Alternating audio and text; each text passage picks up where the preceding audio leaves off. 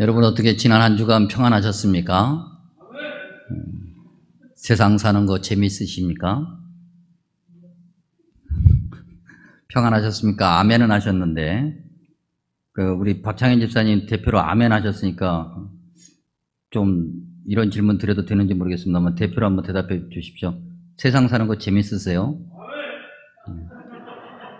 할 말이 없는데 제가 기대했던 답이 아니라서 아멘하고 그렇게 믿는 거죠. 네, 맞습니다. 네.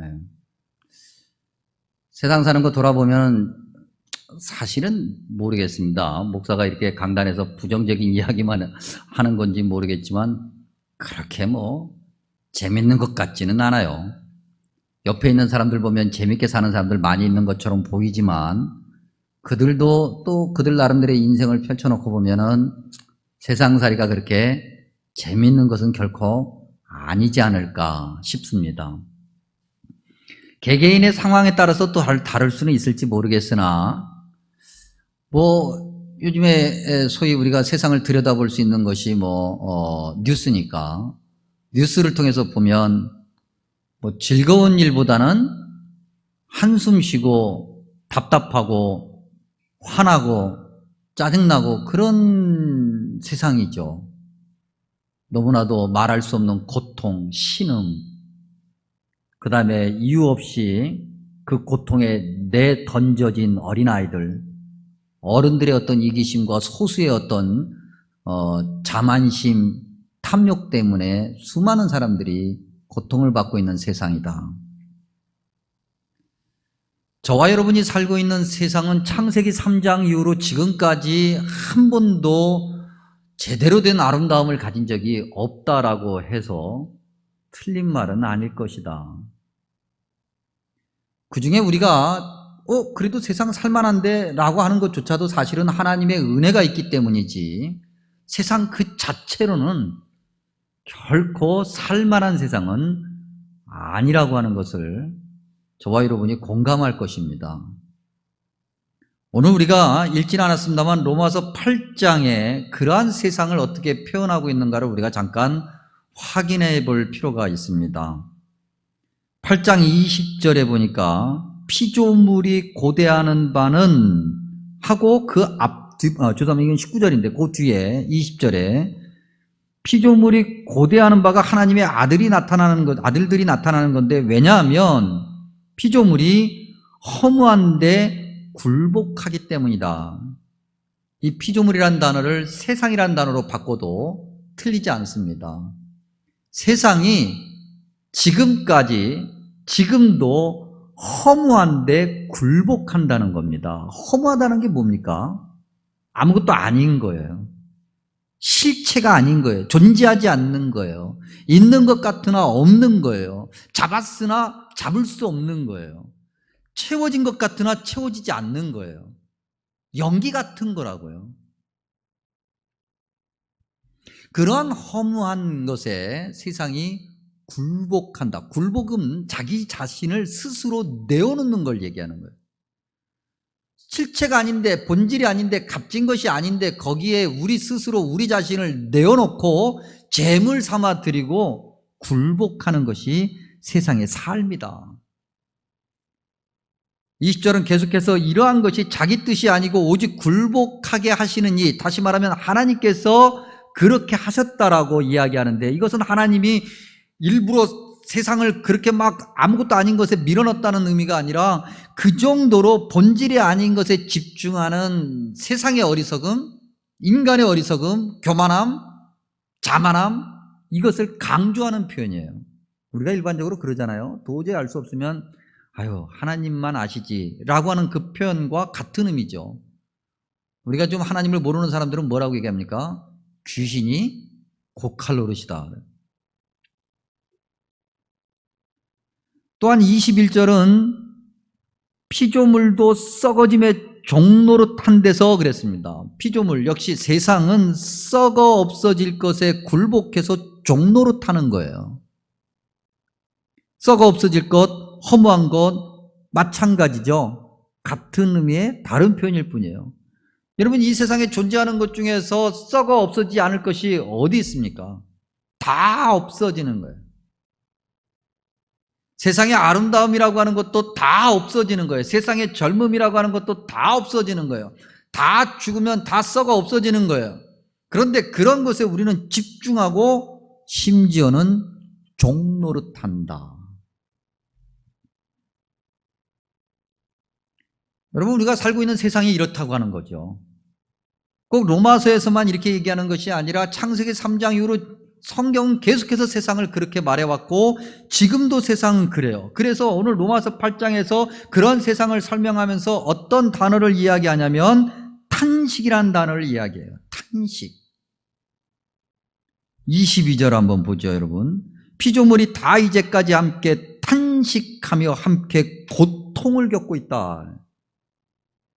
여러분, 이 탄식이란 단어가 로마서 이 8장 안에 두 번 더 등장 안 하는데 한 번은 26절, 두 번째 26절 한 중간 정도 보면 오직 성령이 말할 수 없는, 죄송합니다. 23절부터 봐야 되겠습니다. 23절 우리 곧 성령의 처음 익은 열매를 받은 우리까지도, 이때 이 우리는 저와 여러분, 하나님을 믿는 구원받은 백성들, 그 백성들도 속으로 탄식하여 양자될 것, 곧 우리 몸의 속량을 기다린다 그랬어요.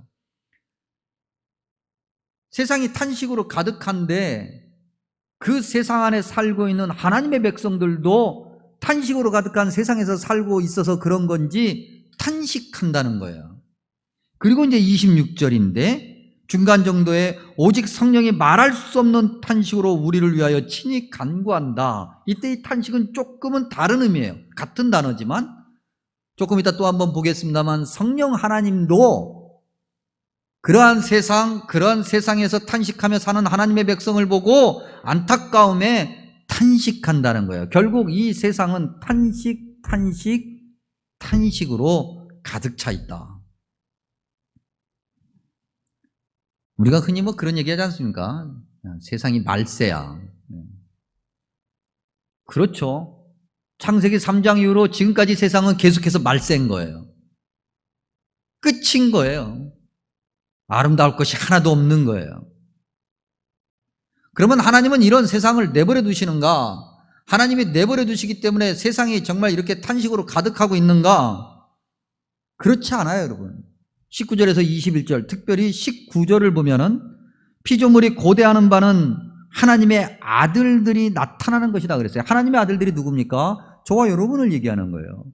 믿음의 백성들, 하나님을 아는 백성들, 영원한 생명을 소유한 백성들, 그러한 사람들, 바꿔 얘기하면 교회를 통해서 하나님께서 세상을 구원하시겠다. 지금까지 교회를 통해서 하나님이 역사해 오셨고 지금도 하나님께서 교회를 통해서 세상을 구원하시고자 애쓰고 계신다. 그것 때문에 세상이 그나마 살만한 거예요. 그나마. 하나님은 한 번도 세상을 그냥 버려두신 적이 없어요. 안타까워하시면서 성령 하나님의 탄식으로 붙들고 계시는 거죠. 그렇기 때문에 우리는 자연스럽게 저와 여러분이 누군가, 우리의 정체성 말이죠. 그리고 우리가 어떤 믿음으로 어떻게 살아야 되는가라고 하는 것을 재확인해야 될 필요성이 있어요. 오늘 로마서 8장에 조금 이따 우리 다시 한번 보겠습니다만 28절, 29절, 30절에서도 각각 절마다 우리가 누구인가를 한 번씩 설명하고 있는데 그 전에 24절에서 우리를 이렇게 설명하고 있죠. 우리가 소망으로 구원을 얻었음에 보이는 소망이 아니니 보는 것을 누가 바라리요. 그리고 이어서 25절에 만일 우리가 보지 못하는 것을 바라면 참음으로 기다릴지니라. 다시 바꿔 얘기하면 저와 여러분은 눈에 보이지는 않지만 반드시 존재하고 있는 소망을 가지고 참고 기다리며 살아가는 자들이다. 이때 이 소망이 뭐겠습니까, 여러분? 어떤 소망일까요? 부자 되는 소망? 그걸 얘기하는 걸까요? 아니죠. 이때 이 소망은 천국의 소망, 영생의 소망 말이죠. 눈에 보이지는 않으나 분명하게 존재하는 것. 만약에 저와 여러분이 이 천국에 대한 소망이 확고하지 않으면요, 정말 불행한 거예요. 저와 여러분은 그런 자라고 하는 거죠. 천국의 소망을 가지고 살아가는 사람들이라고 하는 겁니다. 이건 믿음의 문제예요. 뭐 인간의 경험으로 확인하고 무슨 뭐 인간의 지성으로 무슨 논리적으로 증명하고 그럴 문제가 아니에요. 성경에서 얘기하는 믿음이라고 하는 것은 눈에 보이지 않으나 분명하게 존재하고 있다고 하는 것을 확신하는 거거든요. 그래서 우리가 간혹가다 뭐 이렇게 얘기하잖아요. 그냥 믿어. 정답이에요, 여러분. 그냥 믿는 거예요. 왜요? 분명히 존재하니까. 그래서 믿음이라고 하는 것은 물리적인 경험이 먼저가 아니라 영적인 경험이 먼저인 거예요. 믿음이라고 하는 것은 지성이 먼저가 아니라 영성이 먼저인 거예요. 그런 믿음을 가지고 살아가는 사람들이 저와 여러분이에요. 그런데 또 한편 성경에서는 우리를 뭐라고 얘기하냐면 26절에 연약하다 그랬어요. 그런 믿음을 가지고 천국의 소망을 가지고 살아가는 사람들이지만 그래도 우리는 연약해요. 한계가 있어요. 나약해요. 그래서 유혹에 넘어가기 쉬워요. 이런 우리의 연약함을 26절은 뭐라고 표현하냐면 마땅히 기도할 바를 알지 못한다라고 표현해요. 마땅히 기도할 바를 알지 못한다. 바꿔 얘기하면 무엇을 어떻게 기도해야 되는지를 모르며 살아간다는 거예요. 과연 그래요? 저와 여러분 기도하잖아요. 기도하는데 우리가 기도할 줄 모른대요. 왜 이렇게 말씀하셨을까? 여러분 기도가 뭡니까? 기도라는 단어의 뜻이 뭐라고 그랬습니까? 수없이 반복해서 저와 여러분이 말씀을 나눌 때마다 확인했던 건데 기도라고 하는 단어의 글자 그대로의 뜻은 하나님께 나아가 하나님의 음성에 귀를 기울이고 주님 말씀에 아멘으로 순종함으로 얻어지는 기쁨이 기도예요. 플러스 유코마예요. 하나님께 나아가 하나님의 음성을 듣는 거예요. 하나님께 나아가서 우리 이야기부터 먼저 하는 게 아니에요. 하나님 이리 와보세요. 내가 이게 다 기도 제목 다 써왔는데 하나님 이거 이대로 한번 해보세요. 이게 기도가 아니라 하나님께 나아갈 때 우리의 생각과 모든 것을 다 버리고 주님 말씀하시옵소서 내가 듣겠습니다. 그리고 들은 말씀 그대로 순종할 때 얻어지는 그 기쁨, 감사 이게 기도예요. 기도할 줄 모른다고 하는 것은 뭘 얘기하는 거겠어요? 하나님의 뜻을 우리가 모른다는 거예요. 우리 것이 가득해서 말이죠. 우리가 어떻게 연약하고 유한한데 창조주 하나님의 무한하심을 우리가 어떻게 알 수 있겠어요? 올바로 기도하지 못하니까 우리는 몰라요. 그래서 하나님의 뜻을 제대로 알지 못해서 우리는 종종 우리의 종교적인 의로움, 정당성, 그런 어떤 경험, 전통으로 세워진 율법 이런 것이 마치 하나님의 뜻인 양 이야기하고 그 누군가에게 강요하고 심지어는 하나님께도 하나님 이것이 하나님 뜻이어야 합니다라고 강요할 때가 너무 많이 있지 않습니까?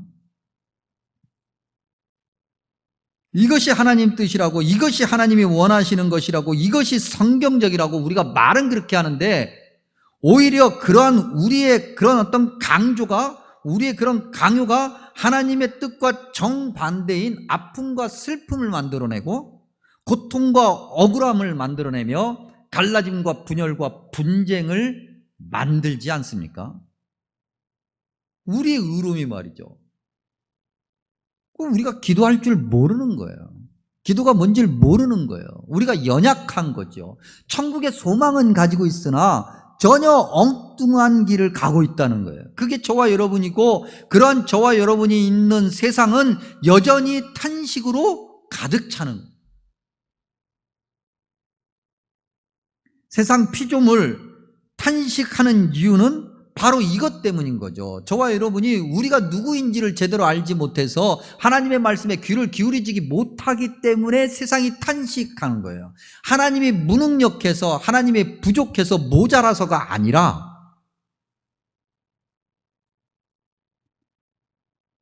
하나님의 영이 즉 성령 하나님이 우리와 함께 하시지 않으면 우리는 절대 하나님의 뜻을 알 수가 없는 거죠. 뒤집어서 말하면 우리가 하나님의 뜻을 바르게 알아, 하나님의 뜻을 바르게 실천해서 세상이 우리로 인해서 기쁨과 감사를 고백하게 되면 성령 하나님을 우리가 높이는 것이고, 그렇지 않으면 우리는 성령 하나님을 무시하는 것이고, 세상은 여전히 탄식으로 가득 차는 것이고.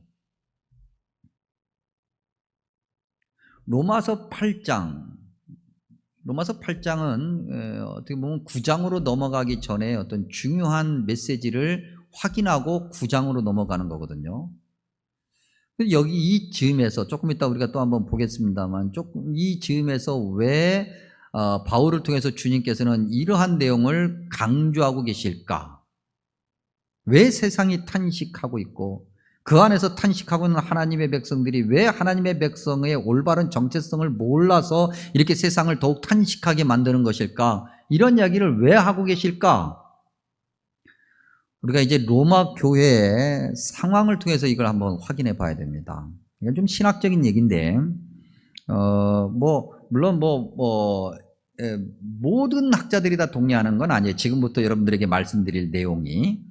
예를 들면 존 바클레이라고 하는 요즘에 아주 굉장히 어떤 신학계에, 특별히 신학계에 주목되고 있는 학자는 바울과 선물이라는 이렇게 굉장히 두꺼운 책을 썼는데, 그 책에서 지금부터 할 얘기에 물음표를 던지고 있기는 해요.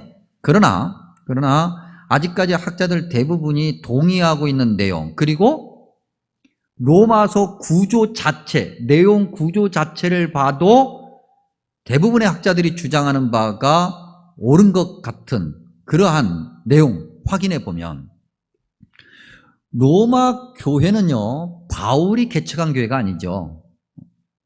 어떻게 해서 생겼는지 정확하게 알 수는 없지만, 로마라고 하는 당시 세계의 심장, 중심이었던 그 도시에 교회가 생겼어요. 그 교회 안의 구성원들은 초대교회가 대부분 다 그랬듯이 역시 로마 교회도 유대계 기독교인들과 이방계 기독교인들이 섞여 있었어요. 유대계 기독교인들이라고 하는 것은 기원전 586년에 완전히 유대인들이 나라를 잃고 뿔뿔이 흩어져서 세계에 흩어져서 살았는데, 그들이 로마에 정착하고 대대로 살다가 어떻게 경로를 통해서 복음을 알게 되고 그렇게 주님을 믿고 교회를 세워 교회 안에 있었던 그들이에요. 근데 이제 로마 정부 입장에서는 유대인들이 항상 좀 골치 아픈 그런 민족 중에 한 부족이었어요.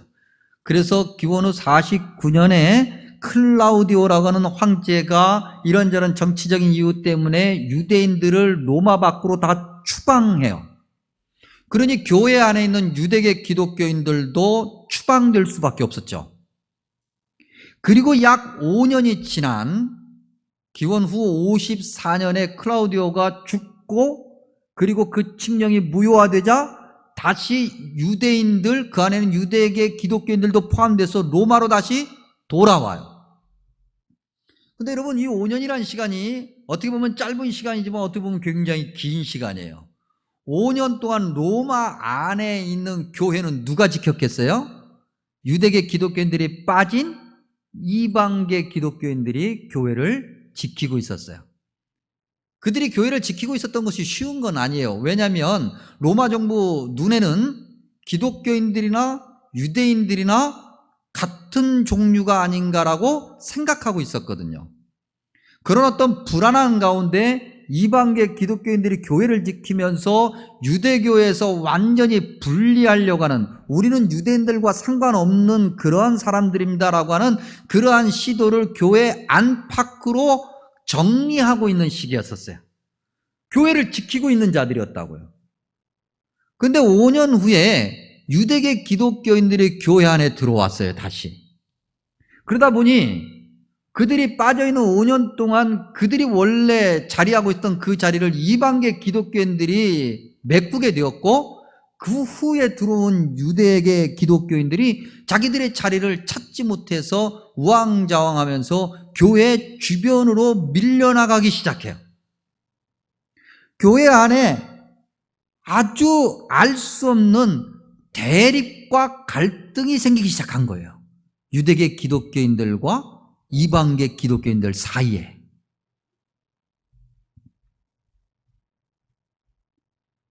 이러한 어떤 로마 교회의 어떤 상황은 로마서를 읽어가면 확인이 돼요. 로마서를 쭉 읽다 보면 1장에서 8장까지는 주로 혈통적 유대인들에 관해서 이야기해요. 이건 유대계 기독교인들을 의식하고 있는 거예요. 그리고 이제 9장으로 넘어가면서는 이스라엘이 누구냐라고 하는 참 이스라엘에 대해서 이야기하면서 그런 혈통을 초월한 누구든지 예수 그리스도를 구주로 고백하는 사람들이 모두 다 이스라엘이야 라고 말하면서 이방계 기독교인들을 의식하고 있어요. 이러한 내용들을 놓고 보면 로마 교회 안에 어떤 상황이 벌어지고 있었느냐면 오늘 로마서 8장을 통해서 확인해 봤을 때 예배 시간이 되었어요. 그러면 이제 각각 순서에 맡아서 순서에 의해서 우리 교회 요즘에도 마찬가지죠. 장로님들도 순서에 따라서, 권사님들도 순서에 따라서, 안수집사님도 순서에 따라서 기도하는 것처럼 그렇게 순서에 따라서 기도하는 거예요. 그리고 어느 날은 유대계 기독교인이 기도할 차례가 되고 어느 날은 이방계 기독교인이 기도할 차례가 되는 거예요. 그러다 보니 이들이 강단에 서서 기도할 때 기도의 내용이 매우 이상해진 거죠. 각자의 자리에서 각자의 이익을 반영하는 기도를 공중예배 시간에 하고 있는 거예요. 오늘 여러분 우리 대표기도하는 이 중직자 여러분, 항중진 여러분 대표기도 중요하게 잘 하셔야 돼요. 그래서 쓰시라고요. 쓰시라고. 모두가 다 아멘 할 수 있는 기도문이어야 돼요. 이 대표기도 자리가 여러분 개개인의 신앙의 어떤 색깔이라든지 무슨 어떤 자기의 어떤 주장이라든지 경험을 이야기하는 자리가 아니에요. 대표 기도는 설교가 아니에요. 그것도 설교도 그렇게 하는 것이 올바른 게 아니에요. 모두가 다 아멘 할 수 있어야 돼요. 그런데 모두가 다 아멘을 안 하고 기도를 듣다가 화가 나. 어떤 사람은 아멘 하는데 어떤 사람은 화가 나. 유대계 기독교인이 기도할 때 이방계 기독교인은 화가 나. 유대계 기독교인들은 아멘하고 이방계 기독교인이 기도할 때 이방계 기독교인들은 아멘하는데 유대계 기독교인들은 화가 나. 그러면 그건 올바른 기도가 아닌 거죠. 8장 17절 한번 보시죠. 자녀, 저와 여러분이 자녀예요. 천국의 소망을 가진 하나님의 자녀예요. 자녀임은 또한 상속자, 곧 하나님의 상속자요 그리스도와 함께한 상속자니 우리가 그와 함께 영광을 받기 위하여 무엇도 받아야 돼요? 고난도 함께 받아야 되는 거예요. 정말 하나님의 뜻을 알고 하나님이 원하시는 대로 하나님의 백성으로서 천국의 소망을 가지고 있는 자라고 한다면은 이 십자가 고난을 감당해야 되고 그럴 때 우리로 인해서 세상의 탄식이 줄어들고 사라지는 거예요. 근데 교회가 그렇지 못했어요. 성령 하나님을 탄식하게 해요. 성령 하나님을 가슴 아프게 해요. 우리와 함께 하시고 우리의 모든 삶의 형편을 도우시는 그 하나님이 탄식해요. 그래서 이 로마서는 계속해서 우리가 어떤 믿음을 가져야 되는가를 확인시키고 다시 한번 명령하는데 그것이 28절, 29절, 30절에 각각 하나씩 있어요. 28절 우리가 알거니와 하나님을 사랑하는 자, 저와 여러분을 얘기해요. 저와 여러분은 하나님을 사랑하는 자예요. 그래야만 해요. 하나님을 사랑하는 자는 그 뜻대로 부르심을 입은 자예요. 교회란 단어의 뜻이 뭐라고 그랬어요, 여러분? 세상에서 하나님께서 구별해서 불러주신 하나님의 백성들이라는 단어의 뜻이 그들. 즉 저와 여러분이 우리의 생각이 아니라 하나님의 생각으로 모인 자들이에요. 하나님의 뜻으로. 그런 자들에게는 모든 것이 합력하여 선을 이룬다 그랬어요. 여러분 대부분 가지고 계신 성경에 여기에 1번이라고 써 있어요. 그리고 밑으로 각주에 내려가면 어떤 사본에 즉 28절이 번역하기가 그렇게 쉽지가 않아요.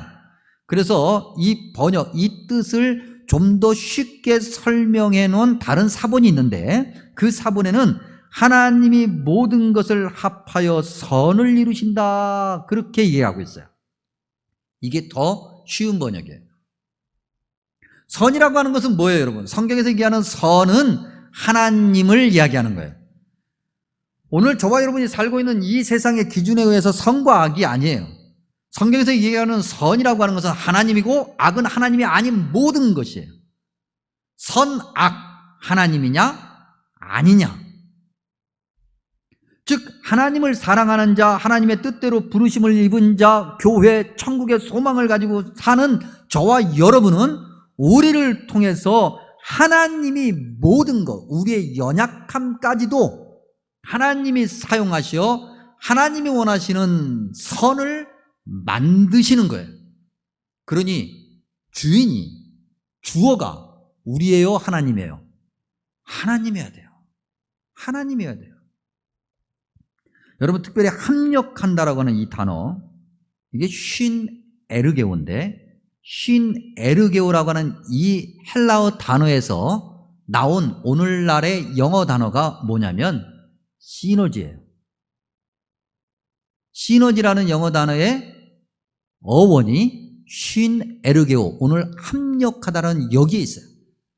시너지라는 뜻이 뭐예요, 여러분? 긍정적인 거잖아요. 둘 이상이 모여 자기 것을 내려놓아 정말 모든 사람이 좋아할 만한 아름다운 결과를 맺는 것, 그게 시너지예요.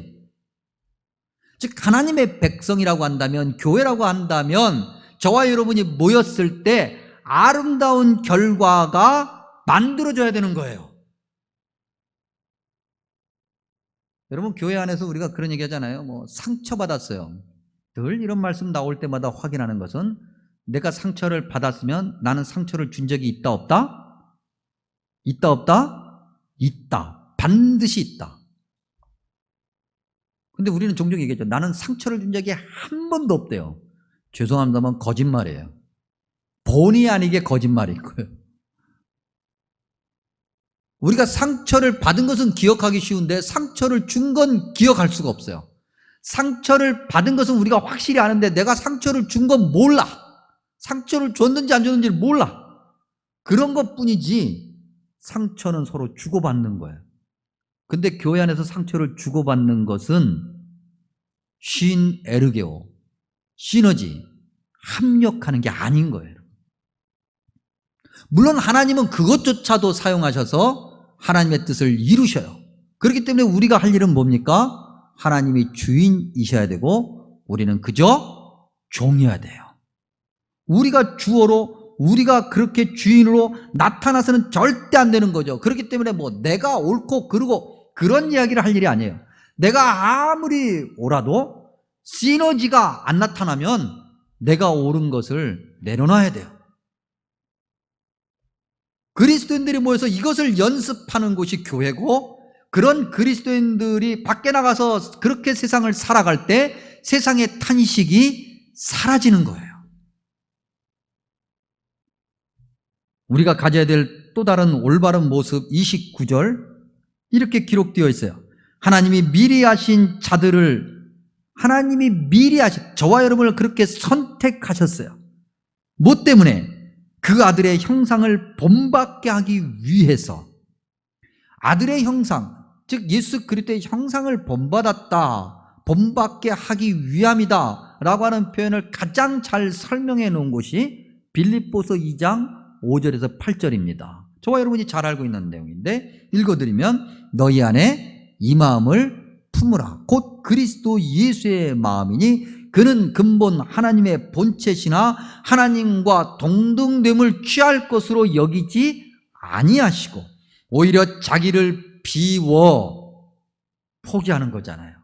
종의 형체를 가지사 사람들과 같이 되셨고 사람의 모양으로 나타나사 자기를 낮추시고, 그 다음에 뭐라 그랬어요? 죽기까지 복종하셨으니 곧 십자가에 죽으심이라 그랬어요. 바꿔 얘기하면 아들의 형상을 본받아야 되는 저와 여러분의 당연한 믿음은 죽는 거예요. 팔팔하게 살아있는 게 아니에요. 죽는 거예요. 하나님의 영광을 나타내기 위해서 팔팔하게 살았다가도 죽어야 될 때는 미련 없이 죽어야 되는 거예요. 이 말씀을 마가복음 10장 45절에서 주님이 이미 말씀하셨어요. 뭐라고 말씀하셨어요? 인자가 온 것은 섬김을 받으려 함이 아니라 도리어 섬기려 하고 더 나아가 자기 목숨을 많은 사람의 대속물로 주기 위해서 오셨다는 거예요. 우리가 본받아야 될 예수 그리스도의 마음이 이런 마음이에요. 이것을 오늘 우리가 확인했던 로마서 8장 17절에서는 그와 함께 고난도 받아야 된다 그랬어요. 여러분, 고난이 어떤 거예요? 십자가의 멸시, 조롱, 그리고 죽음이잖아요. 맏아들이 되어야 된다. 29절에 그렇게 얘기합니다. 맏아들, 장자, 장녀. 이 땅에 있는 장녀, 장남 여러분 주님의 이름으로 축복합니다. 제가 장남이거든요. 요즘은 가정마다 1명 아니면 많아야 2명이니까 장녀, 장남으로서의 그런 어떻게 보면 무게가 조금 예전보단 덜하지만, 제가 자랄 때만 해도 제 기억에도 제가 제일 많이 듣고 자란 이야기 중에 하나가 네가 장남이야, 맏아들이야, 엄마 아빠가 잘못되면 너가 동생들을 책임져야 돼. 제일 많이 듣고 자란 얘기. 그래서 저도 저희 집 아이에게 그 얘기를 종종 했어요. 왜냐하면 살아보니까 그 말이 맞더라고요. 그래서 장남, 장녀는 삶의 무게가 좀 남다르죠. 그래서 불평할 수 있어요. 내가 말이지 맞이라고 해서 근데 생각해보면 맞이라고 해서 더 많이 받은 복이 있어요, 없어요? 있잖아요. 요즘엔 또 그렇지 않다고 하지만은 사실은 아직도 예. 저희 집도 그래요. 저희 집도 이제 명절들이 다가오잖아요. 명절이 다가오면 어른들이 용돈 주신단 말이죠. 그러면 요즘엔 다 똑같이 주세요. 그래서 똑같이 세 녀석을 다 불러가지고, 자, 큰애 5만 원, 둘째 5만 원, 막내 한참 나이 차가 나는데도 너도 5만 원. 그래서 똑같이 균등하게 5만 원 줘요. 그리고 이제 조금 있다가 장남을 몰래 불러. 이리 와. 너 5만 원 더. 어떤 때 10만 원도 더 주고. 그리고 꼭 뭐라고 그래요? 동생들한테 얘기하지 마. 저와 여러분이 하나님의 맏아들로, 그리스도의 맏아들로 부름받았다고 하는 것은 그만큼 세상을 향해서 감당해야 될 책임이 많다는 뜻이지만, 하나님이 주신 복을 누구보다도 많이 받고 있다라는 얘기예요. 그것이 저와 여러분이 가져야 될 믿음의 모습이죠. 그리고 30절, 미리 정하신 그들, 하나님께서 미리 택하시고 아신 그들을 또한 부르시고, 부르신 그들을 또한 의롭다 하시고, 의롭다 하신 그들을 또한 영화롭게 하신 그 주님 앞에 저와 여러분이 이런 은혜를 받았으니 이 은혜를 세상에 그대로 우리도 알려 많은 사람들을 주님 앞으로 부르게 하고, 부른 그들이 의롭다함을 받게 하고, 의롭다함을 받은 그들이 영화롭게 되어서 모두가 다 천국의 소망을 가지는 자들이 되어야 하는 것, 그것이 저와 여러분이 가져야 될 믿음의 본분이고 자세인 거죠. 만약에 우리가 그렇지 못하면 세상은 여전히 탄식으로 가득할 것이고, 그 세상을 살아가는 저와 여러분도 그 탄식에서 결코 자유로울 수 없을 것이고, 그런 우리를 보고 성령 하나님은 계속해서 탄식하실 것이고, 결국 아무것도 남지 않는 어리석은 결과만 만들어내겠죠. 사랑하는 성도 여러분, 오늘 로마서 8장 말씀을 들으면서 우리가 반드시 기억해야 될 결론의 말씀이 있는데, 그것이 8장 17절입니다. 우리가 거듭 확인했던 건데 다시 한번 읽어보면, 자녀이면 또한 상속자 곧 하나님의 상속자요 그리스도와 함께한 상속자니 우리가 그와 함께 영광을 받기 위하여 고난도 함께 받아야 할 것이니라. 아멘. 기도하겠습니다.